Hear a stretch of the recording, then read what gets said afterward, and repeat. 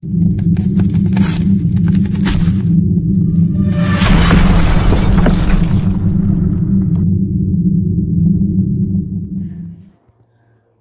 Viewers, எல்லோரும் எப்படி இருக்கீங்க? நான் நல்லா இருக்கேன்.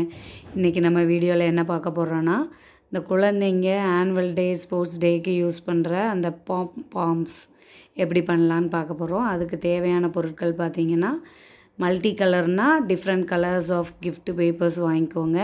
அப்புறம் கட்டைப்பையில் உள்ள குச்சி வச்சுக்கோங்க, செல்லோ டேப்பு, ஸ்டாப்லர், சிசர் போதும். இப்போ நான் மடிச்சிருக்கிற மாதிரி 4ஆக மடித்து எடுத்துக்கோங்க. மடித்ததுக்கப்புறமா ஸ்டாப்லர் ஒரு கார்னரில் மட்டும் ஸ்டாப்லர் போட்டுக்கோங்க.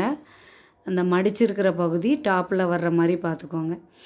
அதுக்கப்புறம் இப்படி குட்டியாக சின்ன சின்ன ஸ்ட்ரைப்ஸாக நம்ம கட் பண்ணிட வேண்டியதான்.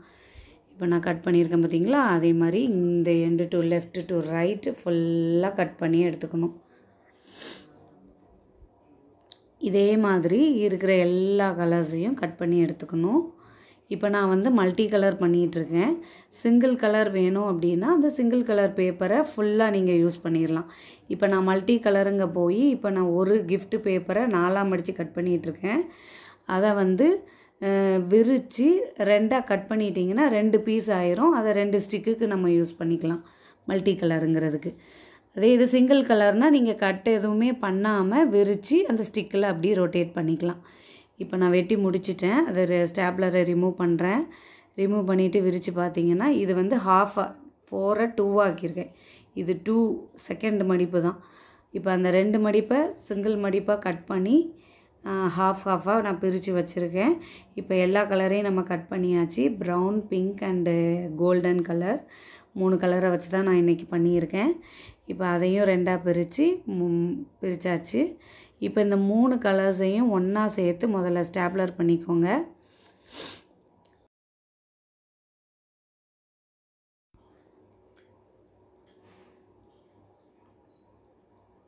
இப்போ அரேஞ்ச் பண்ணிகிட்ருக்கேன். நான்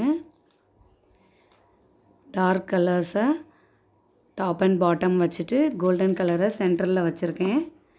இப்போது 3 இடத்துல ஸ்டாப்லர் பண்ணணும். லெஃப்ட்டு, ரைட்டு, சென்டர் 3 இடத்துல ஸ்டாப்லர் பண்ணிவிட்டு நம்ம அந்த ஸ்டிக்கை பேஸ்ட் பண்ணிட வேண்டியதான். எண்டில் செல்லோ டேப் வச்சு ஒட்டிட்டு அதை ஃபுல்லாக டைட்டாக மெதுவாக ரொட்டேட் பண்ணி எண்டில் ஒரு ஸ்டாப்லர் போட்டுடலாம். ஸ்டாப்லர் போட்டாச்சுன்னா நம்மளுக்கு பாம் ஸ்டிக் ரெடி ஆயிரும். இப்போ நான் உட்டன் ஸ்டிக்கை அப்படியே விட்டுருக்கேன்.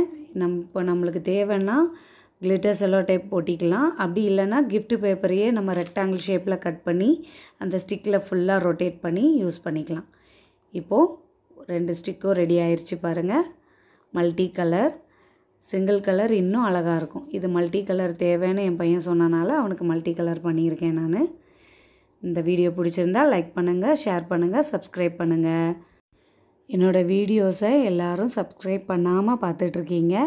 அதனால் சப்ஸ்கிரைப் பண்ணிவிட்டு பாருங்கள். அப்போ தான் நான் போடுற வீடியோஸ் எல்லாமே உங்களுக்கு ஒரு நோட்டிஃபிகேஷனாக வரும்.